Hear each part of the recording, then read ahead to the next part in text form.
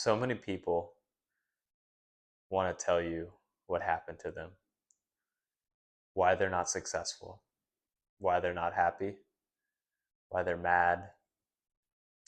Fill in the blank. It's a classic story of the high school superstar who, tells you why he didn't go to the league, how, he tore his ACL his senior year, and all the colleges that were looking at him stopped looking at him. But no one ever tells you how they reacted because everyone's ashamed of how they reacted. I don't care what happened to you. I care how you react. We all deal with adversity. Everybody is going through something. Don't show me what happened. Show me who you become, who you became because of what happened, how you reacted to the situation that put you down. Epictetus says, talking about a weightlifter, he says, show me your shoulders. And he says, look, and he points at, you know, some weights that he's lifting. And he says, get out of here with your brutish weights. Show me your shoulders. I want to see what these weights are doing for you. It's, you know, so many people seems like just want pity parties. They say, woe me. Look what happened. I was dealt such a bad hand. But the people who are winning, the people who are succeeding, the people who are happy were dealt bad hands too. They just overcame them because they decided it wasn't what happened, but how they reacted to what happened that mattered. They stopped focusing on the things that were outside of their control, what happened, the past, and things that were in their control, how they were going to react to it. Now,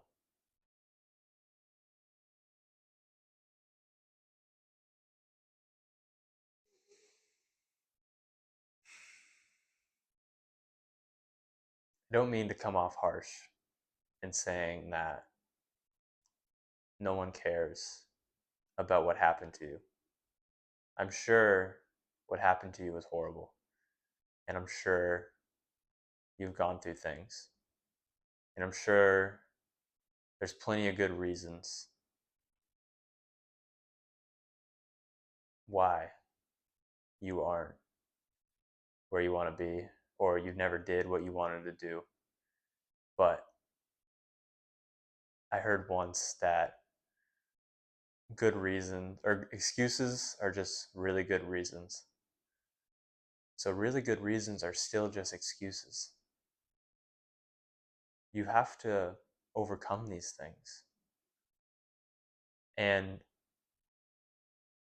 when you're going around looking for people, validation and why you're not where you want to be, is that really what you want? Do you really want me to say,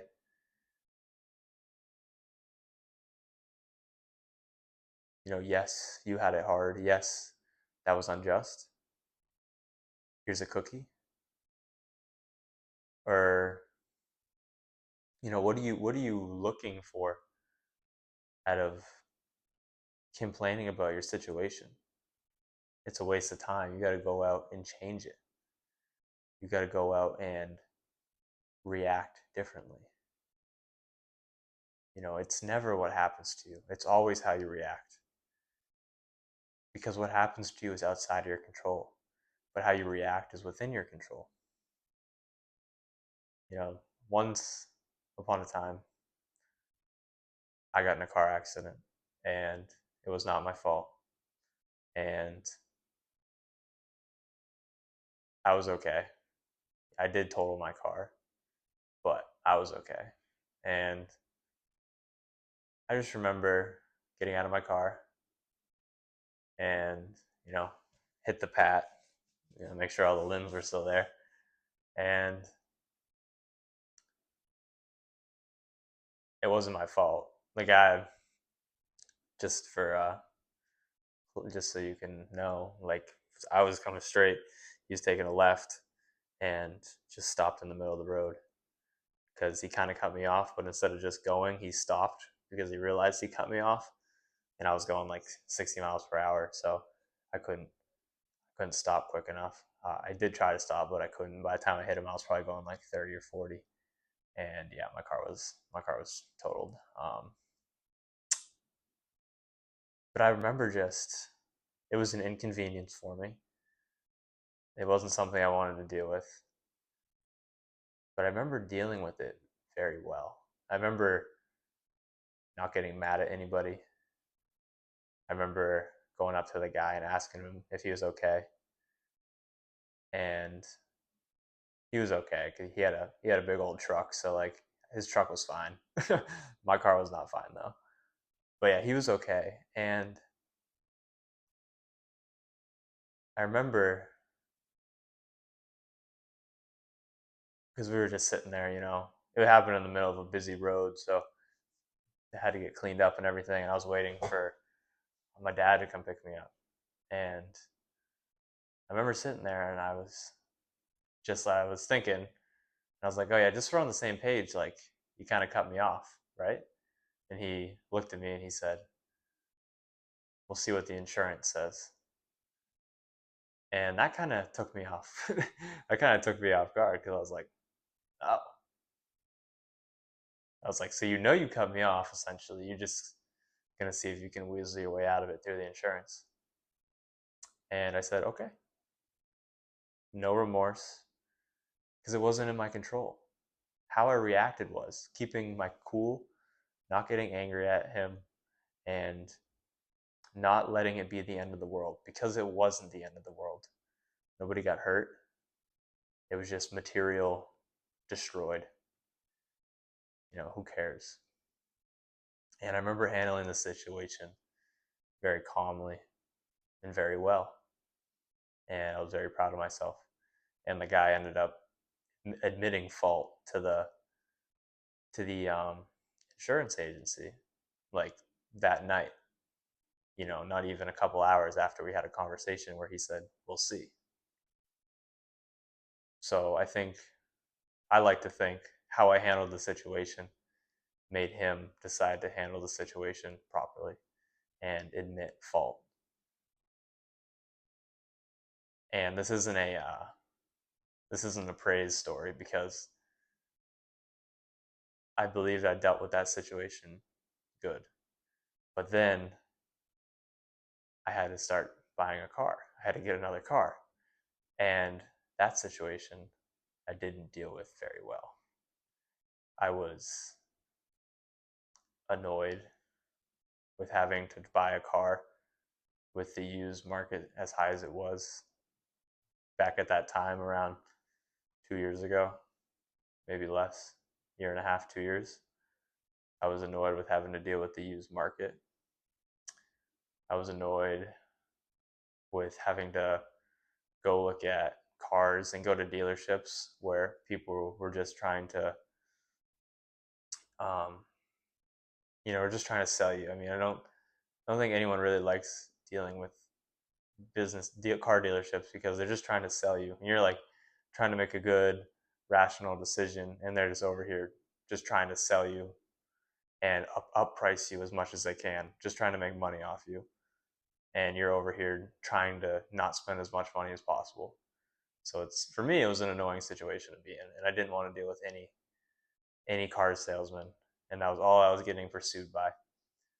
And I remember, just getting really overwhelmed and doing things I regret and getting mad at people that had no right getting I no right I had no right getting mad at. So I dealt with that situation badly. And looking back on the whole situation, the former situation, the initial accident, I can look upon good, because what happened didn't matter. How I reacted mattered. And then same with the latter situation. What happened didn't matter. That I needed to buy a car, that I was getting pursued by car dealerships or car dealers. That didn't matter. But how I reacted, losing my temper, losing my cool, getting distraught, that did matter. And that is how I reacted. And, I'm glad I had the latter experience to reel me back in and realize how valuable it is to react, how valuable reaction is, because it's all that matters. It's all that's in your control at the end of the day.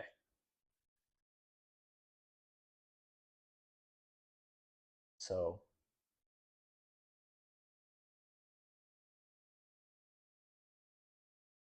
like I said, I don't mean to come off harsh, but you shouldn't care about what happens to you either, because it's just such a waste of time. It's not in your control. I know I'm beating a dead horse, but it's like it's such a waste of time. But how you react, putting all your energy into reacting in a way that you can look back upon with pride, with honor, with happiness, because you dealt with a situation and you didn't lose your temper, you didn't lose your cool, you didn't lose your calm over something so trivial. A lot of times I like to think about the things I'm going to worry about on my deathbed. And most of the time, whatever it is I'm worrying about so much is something that will not come to mind at my deathbed. It probably, if I'm, lucky enough, God willing, to live even 5 more years, it'll probably be something I don't even remember. And, in the moment, it seems like it's the end of the world. And in the moment, you let it corrupt you so much. And sometimes it's just the littlest things that happen. You know, some people, deal with really hard things, but sometimes it's just the teeniest things that happen that throw us off. It's like the straw that broke the camel's back, and we let something like that affect how we react and ruin our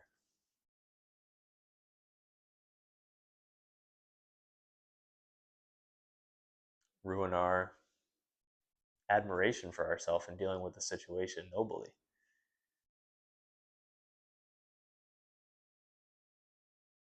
So stop focusing so much on what is happening to you and focus on how you are reacting to that which happens to you. If you get stuck in traffic and you're going to be late for work, how are you handling that situation? Are you cursing drivers? Are you driving recklessly? Or are you dealing with it cool and calm, texting your boss that you're going to be a little late and that you should have foreseen it? Because, like I said, excuses are just good reasons.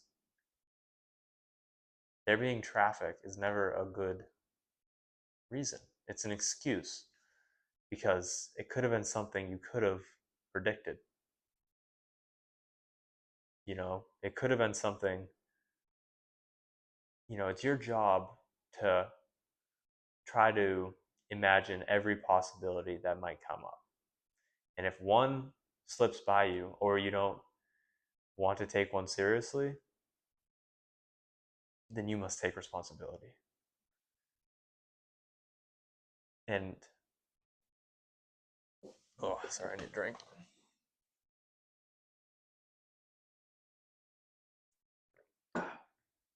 And, maybe preparing for 15 minutes of traffic before work every day isn't something you want to do. I surely don't. I spend as little amount of time as work as I possibly can. I don't show up early. I don't stay late because I don't love my job. But I understand that if I try to cut it super close and I hit some traffic, then that's on me. I don't blame I don't blame fate. I don't curse the world. I don't start driving recklessly. I say, okay, it is what it is.